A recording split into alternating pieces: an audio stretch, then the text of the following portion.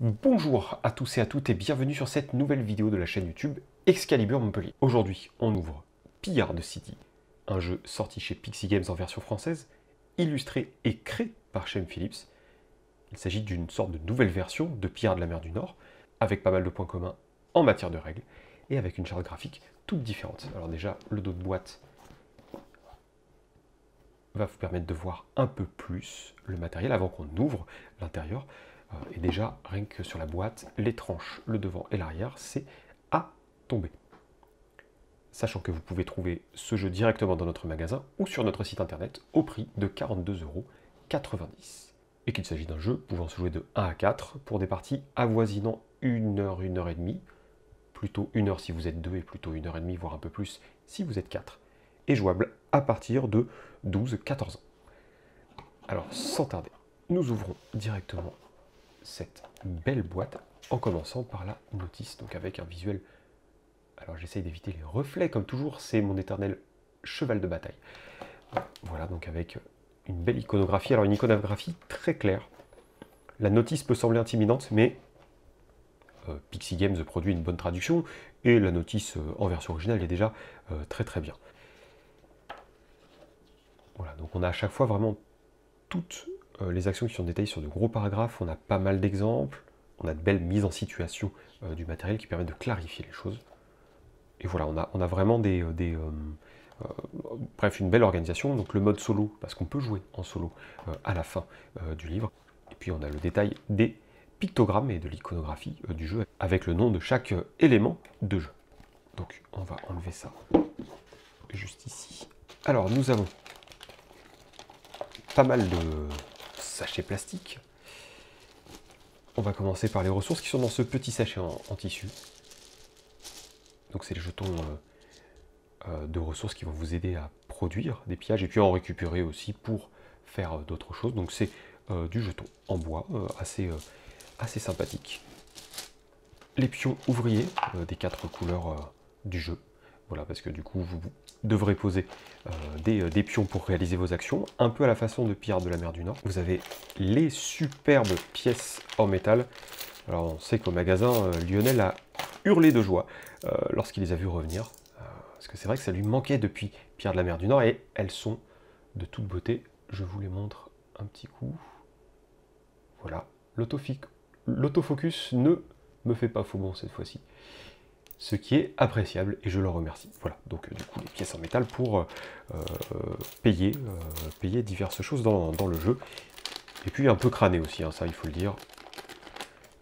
Nous avons ici les jetons blessures avec les marqueurs de score.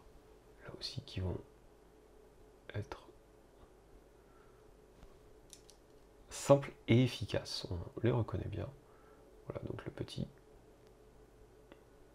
jeton de blessure qui fait son bel effet, parce qu'on va faire des pillages dans le jeu et parfois les personnages vont pouvoir être blessés et affaiblis. Nous avons les tuiles du jeu qui sont des tuiles de quête, qui sont des objectifs qui vont nous permettre de gagner des points. Donc je vous en montre quelques-unes. Hein. Voilà, donc là encore une fois, très bien fait, très clair, et puis avec un dos, toujours hein, comme la boîte, vraiment très bien réalisé. Une ligne éditoriale et graphique vraiment aux petits oignons. Nous avons les jetons comics qui vont vous servir en jeu, et vous avez des jetons provision qui sont vraiment là aussi en bois, assez jolis. Nous avons les dés qui vont être lancés en fonction de là où vous allez piller. Ils vous apportent soit des jetons bonus en termes de force, soit des blessures, soit les deux à chaque fois, et la répartition va légèrement différer. Voilà. Donc là aussi ils sont assez jolis. On pourrait presque les utiliser pour du jeu de rôle, mais ils ne vont pas tous de 1 à 6, donc dommage. Là on va passer au plus savoureux, les cartes. Donc on a les cartes héros qui sont du plus bel effet, je trouve personnellement. Alors j'adorais la charte graphique de la saga du Nord et de l'Ouest. Ici, ça change radicalement et c'est personnellement pour le mieux, vraiment très très bien. Donc ça, ce sont les animaux ou les montures. Donc là, ce sont les oiseaux, les aigles ou les montures qui vont donner quelques boosts à vos pillards. Là, vous avez les objectifs du mode solo. Et là, la belle rangée de pillards avec à chaque fois les effets lorsque vous les jouez et lorsque vous les perdez. Vraiment très beau. Vraiment, et puis des illustrations variées. Et très élégantes. Avec à chaque fois voilà, le coup, la force. Ce genre de petites informations. Et nous avons même, toujours pour le mode solo, les 2 cartes IA qui vont vous servir à réguler comment fonctionne le tour du joueur fictif qui jouera contre vous. Et nous avons les plateaux individuels, alors qui sont tous identiques, hein, juste que vous avez une couleur différente qui correspond au pion marqueur de score. Donc voilà, c'est très bien fait aussi. Voilà, avec quelques rappels de règles dessus. Vous en avez donc 4 et vous avez le cœur du jeu, le plateau, sans qui rien de tout cela ne serait possible. Alors je vais essayer de faire au mieux.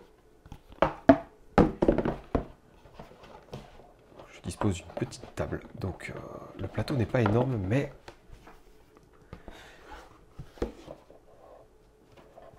voilà. Donc du coup vous avez ici la zone du village. En fait c'est assez simple, vous devrez poser un pion ouvrier sur l'une des cases du village afin d'accomplir l'action qui consiste souvent à prendre des ressources, de l'argent, faire des échanges entre l'un et l'autre, récupérer de l'équipage. Puis vous devrez réaliser une deuxième action en prenant un pion précédemment posé sur une autre case. À la place de ça, vous pouvez lancer un pillage, donc soit sur la Grèce, soit sur la Perse, soit sur la Syrie, ou la Cimmérie, qui est juste en dessous de votre village. Chaque carré étant une forteresse que vous allez devoir piller en cumulant une certaine force militaire pour accéder aux ressources qui sont à l'intérieur. Et il faudra abattre un certain nombre de forteresses pour mettre fin à la partie. Et voilà pour cette vidéo d'ouverture de Pillards City chez Pixie Games.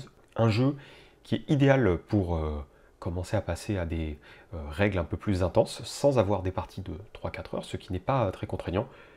Une notice très claire, très limpide, très facile à prendre en main. Et puis des parties qui auront une très bonne rejouabilité, que vous soyez 2, 3, 4 ou même seul avec le mode solo. On espère que cette vidéo vous aura plu. Si c'est le cas, n'hésitez pas à mettre un pouce bleu, ça nous fait très plaisir de voir ça à chaque fois. Et n'hésitez pas non plus à vous abonner à notre chaîne YouTube en cliquant sur la petite cloche pour recevoir les notifications. Et si vous avez la moindre question ou demande, n'hésitez pas à utiliser les liens dans la description prévue à cet effet. Et d'ici une prochaine vidéo ou une prochaine visite sur notre site web ou dans notre magasin, nous vous souhaitons une excellente journée ou soirée, d'excellents moments de jeu et surtout, prenez soin de vous.